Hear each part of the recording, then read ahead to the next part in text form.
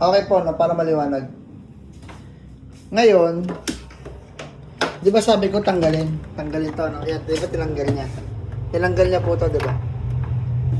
Okay. Pinarekta po. Kaya ako pinaparekta to, yung dalawa na yan. Wala na itong dalawa yan, di ba? Controller tsaka joystick, yung dalawa na yan. Pinaparekta ko po, di ba? Ngayon, pag nirekta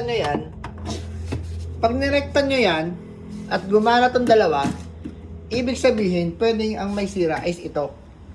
Yung 2-in-1. Yung 2-in-1 na nakakabit dito, at ito yung 2-in-1 na yun. Pwedeng ito yung may sira. Okay po? Okay.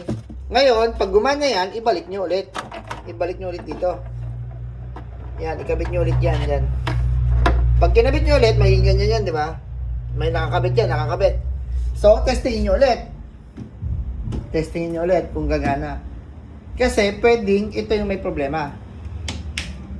Yan lang pa yung problema. Or, yung mismong USB, ito. Okay po. So, gano'n. Gano'n lang naman siya kadali. Para malaman, kaya ako pinarekta yan, para malaman ko kung controller talaga yung may problema, or itong 2-in-1. Okay po. Ngayon, kung gumana kasi yan, kung tinesting nyo gumana, libre yan. Kasi nga, nakarekta. Libre po yan. Nakalekta libre. Kaya pinapabalik ko muna.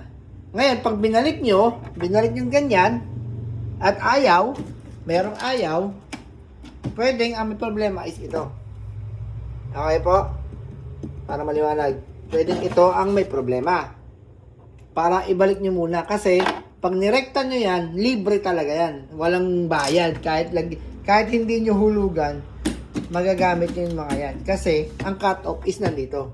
Ito yung cut-off. Ito yung nawawala pag walang oras. Okay po? Yun lang.